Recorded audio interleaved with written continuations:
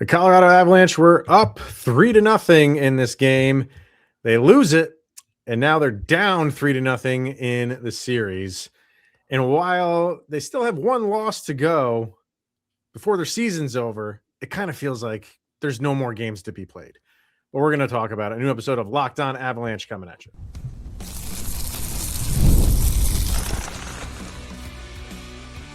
Your Locked On Avalanche, your daily podcast on the Colorado Avalanche. Part of the Locked On Podcast Network. Your team every day. All right, everybody. Welcome to another episode of Locked On Avalanche, part of the Locked On Podcast Network, your team every day. I'm your host, Chris Micieli. Joining me, as always, Mr. Zach Pearson. Thank you for tuning in and making it your first listen of the day and for making the Locked On Podcast Network the number one sports podcast network in the country. Always appreciated. The Avs. Season's basically over. I mean, we still go through the formality of another game, probably on Tuesday. There is nothing there that makes you feel like there's going to be this valiant effort and the Avalanche can, start climbing that mountain of a all-world comeback. No, the way that these games have gone is when Vegas wants to take command, Vegas is taking command, and it continues to be you have no answer. Continues to be defensive lapses. It continues to be like when you can't get shots on net, and when you do get shots on net, they're just from the point and they get blocked. It's this series has been the story has been the same this entire series, which is disappointing because it just makes me feel like the Avalanche are not changing. They're changing things, but not changing them enough to make any difference in the outcome. And the changes that you are making are short-term for a period where you saw a 3-0 lead. And wow, this is more like it. And then it all goes away in epic fashion. And you don't deserve this. You don't deserve anything other than what you're getting right now. Agreed. The Avs straight up imploded. I thought starting in the second period, they looked concerned with hanging on to the lead and did not look like they were going to be as aggressive anymore. And not to say they didn't try to push at all, but it looked to me like they were like Vegas definitely was. They didn't even really adjust that crazy. They just do anything to their game. Yeah. It was so easy for Vegas to score goals. So easy. That's another thing. It does feel like Vegas can just point and shoot like a Kodak camera. There you go. That's a good reference. And you're showing your age. and they score. And the Avalanche, in the first period, it started to feel that way, which you expect. You're like, hey, this is a team that can score goals, and here we are scoring goals. And then nothing comes by. I don't want to put this entirely on Scott Wedgwood, and I don't hold the goals really against him, but 4 goals on 18 shots is bad. Not going to cut it. You just can't.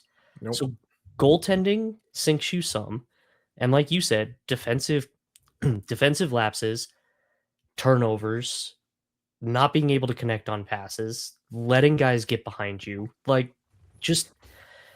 you said it, you hit it directly on the head. You don't deserve this. And Vegas is outworking you. Yeah. They have their plan. They're sticking to it, and they want it. The Avs don't look like they want it the same. I was writing in the Discord. I'm not kidding you. I was mid-sentence of writing the line, and it said something to the effect of, it seems like every time Vegas has the puck in their zone, a goal could be coming. Mm-hmm. I was in the middle of writing that sentence, and Tomas Hertl scores their 4th goal, game-winning goal. Yeah, because it was true. Like what? So what? Like you gave up a power play goal to start the second period. So what? You know what I mean? Like you just had your best period by far, maybe in these entire playoffs, save for the 9-goal game, but against Minnesota. But against a formidable team, a team that a game that you absolutely have to have, And you went out, you didn't let this thing hang around and make it like decided in late in the third period or in overtime where, just one bad bounce can win the game. Like you stamped your claim on this game in the first period, like blew the doors off them. And then you give up a power play goal, and you should have had the mentality of no big deal. You should have had the mentality of that first period is what we can do. Let's get back to our game and put up another 3. And you're right. It's just like they almost felt like, okay, like we can't stop what's coming, and give all the credit to Vegas because they have the mentality. I said this with Gil on the Locked On NHL show. Like Vegas had the mentality and has had the mentality of, okay, we're down. Doesn't matter. We're going to play our game and we like our matchups, and we'll claw back into this game. That's the Avalanche mentality.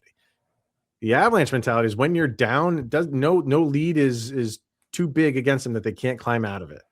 And that is completely on its head right now. And it has been this entire series, and it's Vegas don't care. 3-0, and they looked horrible in the first period. They don't care. Okay, they got a nice power play, and away they go. And it's just like the Avs are just sulking, and it's just like we can't figure it out. We can't do anything right, and we'll just go back to what's been losing us games in game 1 and 2. What's crazy too is the penalty kill at the beginning of the second. I didn't think it looked terrible. I think it could have been tighter, but it didn't look terrible. And that was just a really, really solid play. Who set up? That was Marner that set up Mark Stone. And again, like we've seen it again, that guy is, he's really good at hockey.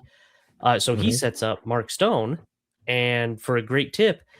And I see that goal, and I feel like the mentality should be, man, they beat us, but we've been beating them the whole game. And instead it's, oh my gosh, they just got that good of a goal. I don't know if we can do anything against a team that can do that. And it's like, you can do that. Like, somebody needs to go remind all of these guys, you can do that. You are more than capable. There was a really good penalty kill that the Avs had, and that that kind of, I don't want to say took momentum back, but stopped like Vegas momentum, kind of. Yeah. And I like, okay, like they needed something to just stop the bleeding, and that was it. They had a really good penalty kill, but it really didn't amount to anything. Like I wish we were here right now, talking like after like an Avs win, and the big talking point is, the no goal allowed, the Dorofeyev like punching it into the net. Yeah, I wish we were here talking about that, because that would have been all of the talk. And there's this big controversy. That doesn't even matter. Doesn't matter. There's no controversy. Like this series is over. Like like Tuesday is just going to be a formality. And I'd rather it go this way, to be 100% honest with you. I'd rather it go this way than like Dallas last year, game 7, you got a lead and then you like those hurt. These I get over it real quick. So please just put us out of our misery. Just go sweep them, so we don't have to like hang around and do this for an extended time. This is just, like I said, they're not deserving of it. They're not deserving of it. And you can't have periods of looking good or not. I mean, periods in like short bursts. I don't mean periods in full periods, of looking good sometimes, and then, not so much there. And then you can't have this back and forth. And Vegas is showing you that. Like, sure, Vegas, that first period, that's so far out of their mind right now. Like they're not thinking of like, oh man, like the Avs, they had a really good first period. We can't let them do that over the course of the Avalanche are going to do it to themselves. They've been doing that this entire series, shooting themselves in the foot. The entire series. So why would it stop after 3 games? I don't know. Terrible. So look, I'm ever the optimist, as I think I've attempted to show in my time here. I'm not. I don't feel confident in anything that they could possibly do. No. Could they go out and win on Tuesday? Sure. It won't Yep. mean anything. Like, I don't think so. I don't, because I don't think a team's ever won a series after being down 0-3, right? I don't. Or In if it hockey, has it's happened. It's been. It has happened. Okay. Yeah. Not in the like modern It- playoff format though, right? With the whole like how it's set up now, I don't know for sure, but Because I know it that has was the happened. talking point with the whole lose 2 at home and then like that's never Well, happened in the that current hasn't happened. format. Yeah. That's been, I think, what they Like say, like 80 1940 something. years. I thought, Yeah. like 1940 something. Yeah. And so, So- yeah, you're just, I don't feel. But there's whatever no we're talking confidence. about, it's happened minimal times. Yeah. And is there So- anything going on where you're like, oh, the Avs can add to that, impossibleness of doing this? No, it's No. not there. It's not there. So Is what's David Carl doing right now? I mean, what did I say? Like, I said it. I said it in the crossover. If it does not go the way of the Avalanche, you are going to hear the chatter. You are hearing it just over the loudspeakers right now about Jared Bednar. That's an off-season topic, but It is. No, and I don't even mean like replace Bednar. I just mean, can we pull him in as a consultant or something? Like, look what he did with DU and continues to do. I just mean have him pop in and help us out. There's plenty of off-season conversations to be had. I just mean pull him into the room to like amp him up or something. The winning rubs off or something in the locker room. Something, yeah. Just get that good luck back in there. Yeah. All right, let's get a break in. Obviously, more to talk about this. Nathan MacKinnon went down hard, tried to make a go of it. Didn't look good. So we'll talk about that. More to get to. Of course, we got our stats and sound checks and all that. I don't want to say fun stuff because it's not fun, but we're going to talk about it after this. Here from FanDuel, the NBA playoffs are here. Maybe I'll go watch the NBA. And every possession matters. If you're looking to get even closer to the action, FanDuel has a great offer to get you started because right now new customers can bet $5 and get $150 in bonus bets if your first bet wins.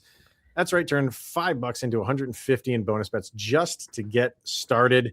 Yeah, I mean, growing up, Knicks were my team, and they're on the verge. So maybe I should just go watch some NBA. Tune back in. Anyone but OKC. Anyone but OKC. I'll throw $5 down on the Knicks. Why not?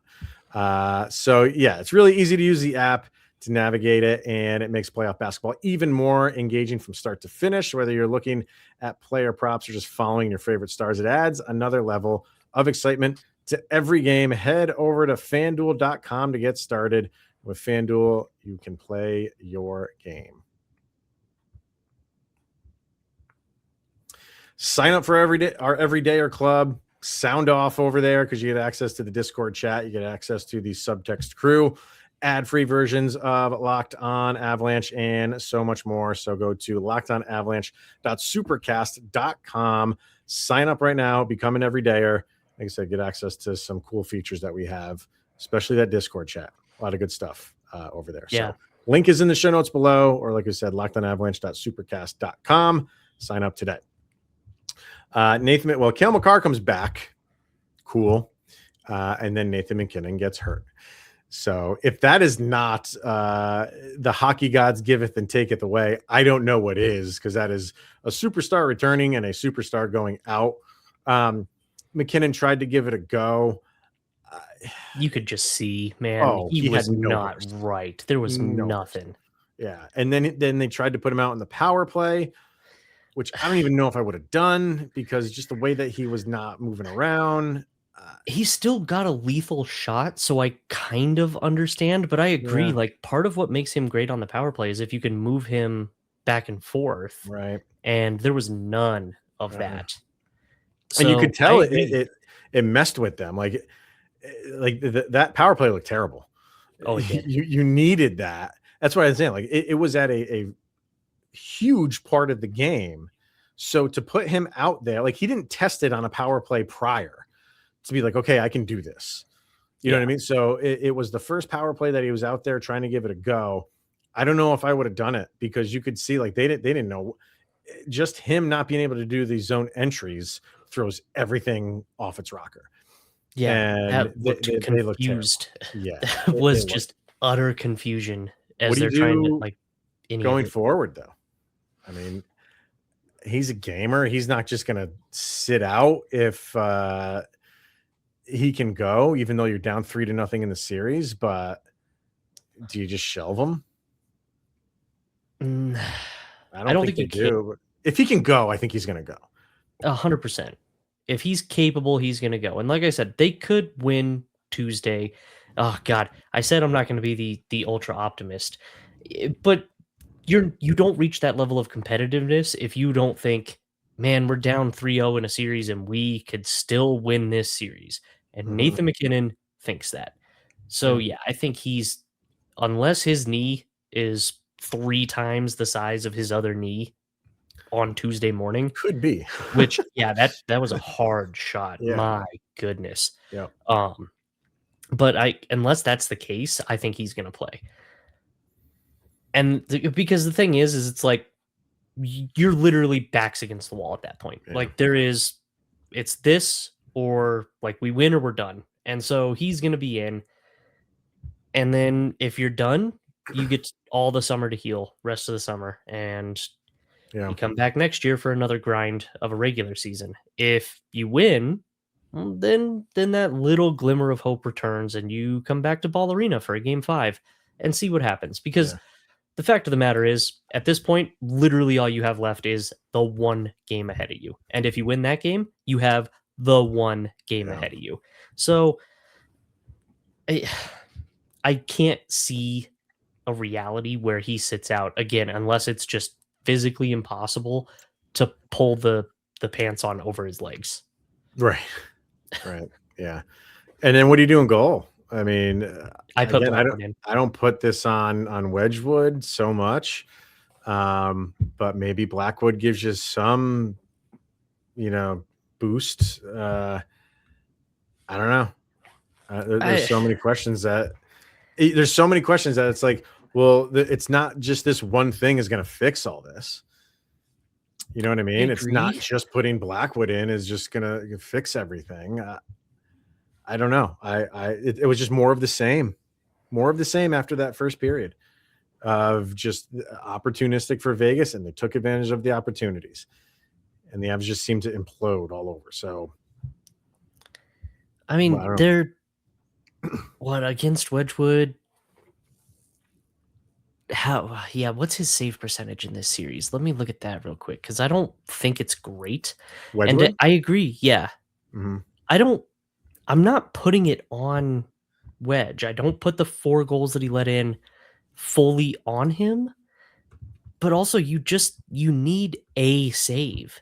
You've got to get a save. Well, here's your save percentages. 889, 917, 818. Yeah. So those are your it's not good enough. Nope. Really hasn't been. What's his let me see if I got regular season. Let's switch over to playoffs. So his save percentage for all of the playoffs right now is just over 900. He's at 904 and a 247 goals against average, when in the regular season his goals against average was 202. Yeah.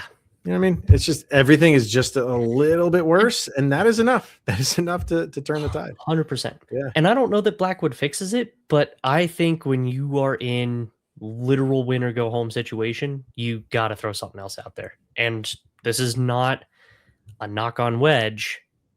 I just don't see how you keep going that route anymore.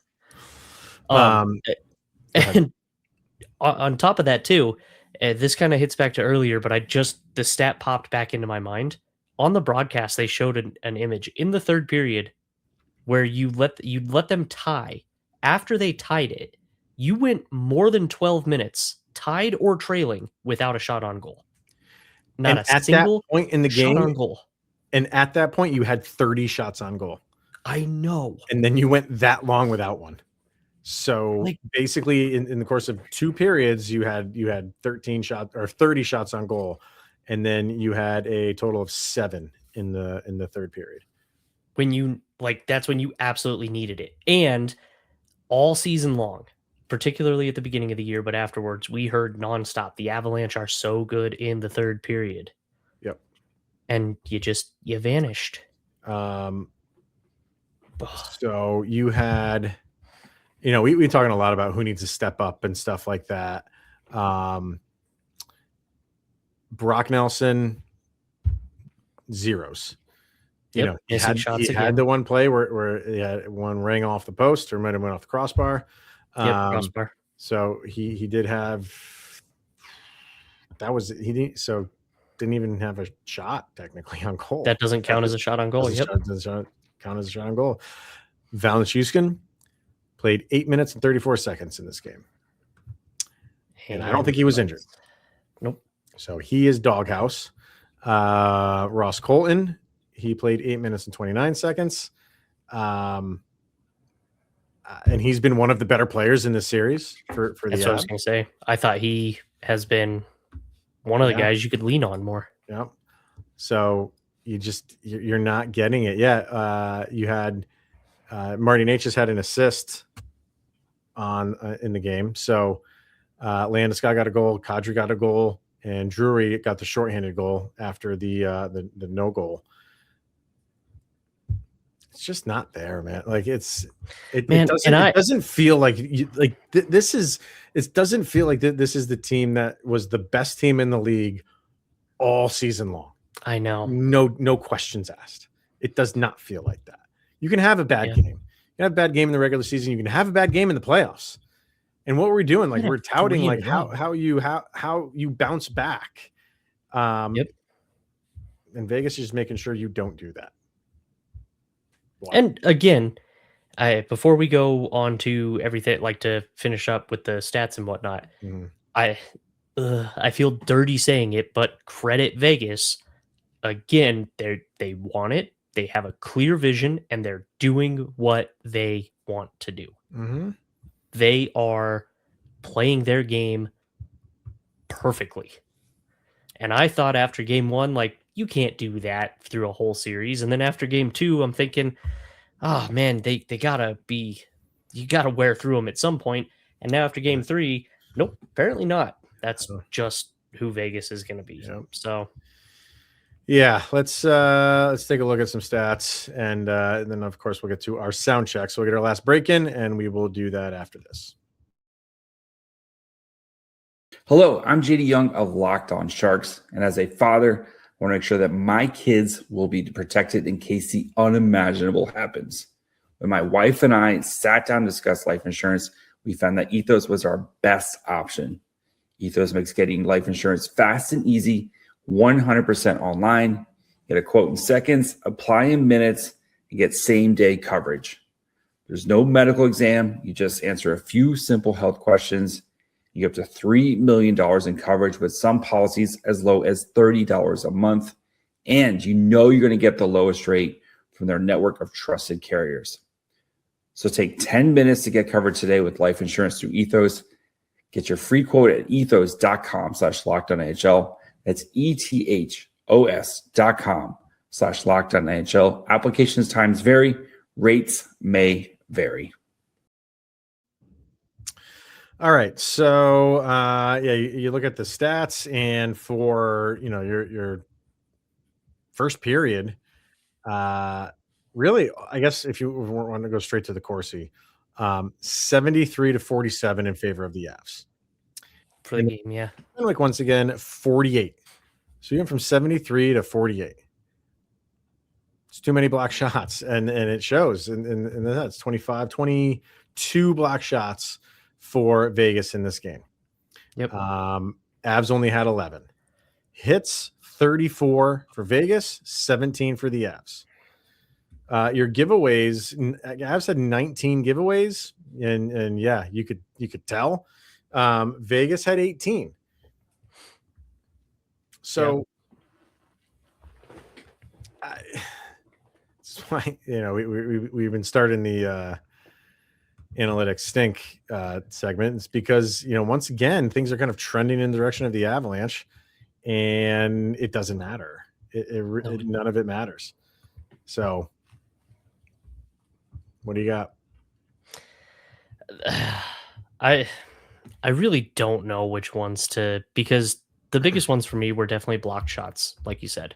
Mm-hmm. In addition to Brock Nelson apparently never being able to shoot on net again. It felt like at least 1 in 2 shots felt like 1 in 3 shots felt like it was blocked by Vegas. They're doing a great job selling out and just getting in the way. The other one that I was looking at was because you brought up the Corsi, but then I had another stat I wanted to pull, and now I'm blanking on it because I'm just so frustrated with the block shots. Well, I'm looking at shots on goal for Nelson. None in this game. He had 1 last game. He actually had 4 in game 1. And I'm going through the course of the playoffs. He'll go. So starting from the beginning with the Kings, I'll just go through them all. 1, 3, 2, 0, 4, 0, 3, 3, 0, 4, 1, 0. So it's like boom or bust, basically, for him. Yeah. And a grand total of 2 goals for him and a single assist all playoffs long. Brock Nelson needs to have more than 3 points over the course. He really does. You can't average 1 point per series. You can't. Where's the Brock that we had running into the Olympic break? Where's that? Where's the vow that we had or know that we can have? Yeah. And Marty, great first 2 series and not doing much anymore. The first 2 series, it was great. Was a staunch defender of the fact that he wasn't on the goal scoring sheet, but he was producing assists. He was drawing attention. He was dancing around people. Yeah. And now he just looks pedestrian. They're just shutting even him down. Less so. Yep. This was the stat. Only 3 guys did not record a shot on goal. Josh Manson, okay, defensive defenseman. I don't really expect him to get shots on goal. Parker Kelly doesn't always get a ton of ice time. And he got a good amount tonight, 12 minutes and 52 seconds, but he's your 4th line guy. No shots on goal from a 4th line forward. I want him, but I understand it. And then Brock Nelson. Those are your only 3 players without a shot on goal tonight. Brock Nelson should not be one of those 3 players. No, not at all. Not at all. Over on your hockey stat cards, Nazem Kadri leads the way. Well, Devon Taves does actually for all players, 4.93. And then Kale with a 3.79 gamer score. That's really good. Kadri with a 3.13. Landeskog's up there with a 2.83. That helps, because you score goals. Nelson actually had a 2.55 gamer score. That's not all that great, but it doesn't blow you away. And there's just so many things where you're just like, it's got to be better. Yeah. And I don't want to just come down on him. Brock Nelson is not the reason you are down 3-0 in this series. Oh, it's not for sure. He's not. And so he's played decently defensively. Yeah. I mean, he's really shown solid there.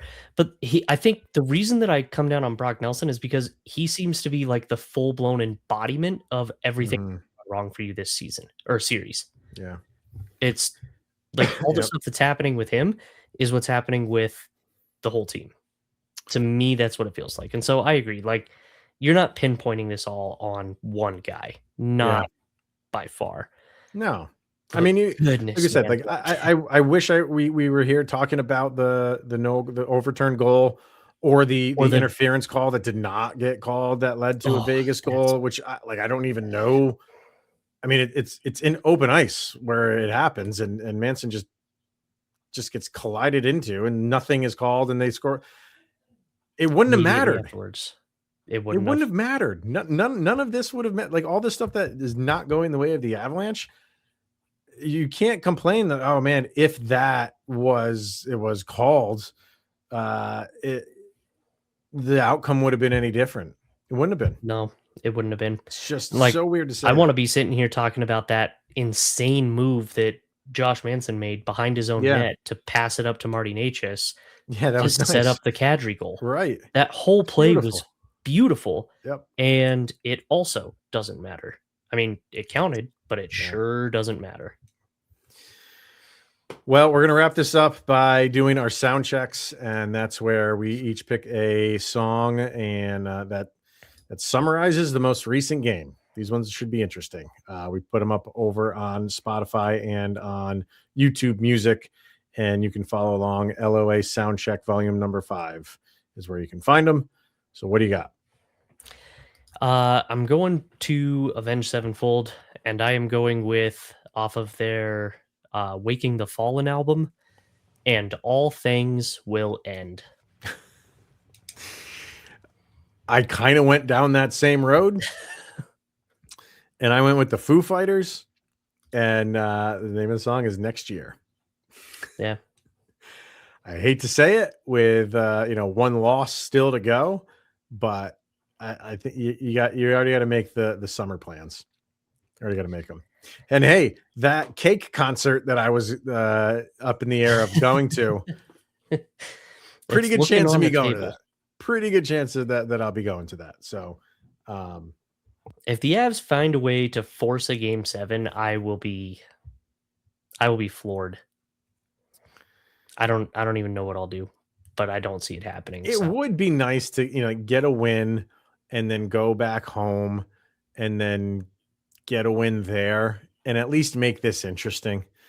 Yeah, at least make Vegas sweat a little bit, because they have not sweat at all in this series. So it would be nice to prevent it, prevent a sweep. But then at the flip side of that is now you give me hope. Now, if those things happen, if you win the next 2 games, now you've injected hope back into me.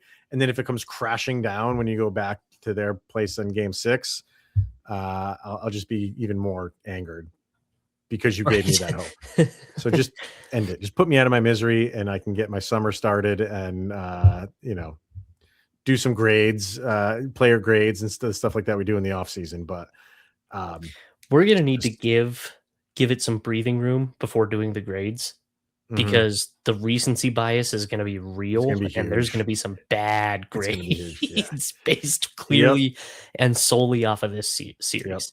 Yep. So, well, there is another game to be played. You wouldn't think it from hearing the tone of this episode, but the season is not completely over, but it darn sure feels like it's, like I said, there's no more games to be played. So we'll see what happens on Tuesday, and whatever happens, we're going to be talking about it. We're also going to be back tomorrow because we'll get to the subtext people and anything else going on. And if there's an update on MacKinnon, anything else, we will talk about it. So make sure you're tuned into that one. But thank you for tuning into this one, making it your first listen of the day. Always appreciated. He is Mr. Zach Pearson. I am Chris Micieli. It's the Locked On Avalanche podcast. And we'll see you guys tomorrow. And you made it through another 24 hours. It's closer to the Avalanche end of the season. And where Sidney Crosby is that much closer to being with Colorado Avalanche as well.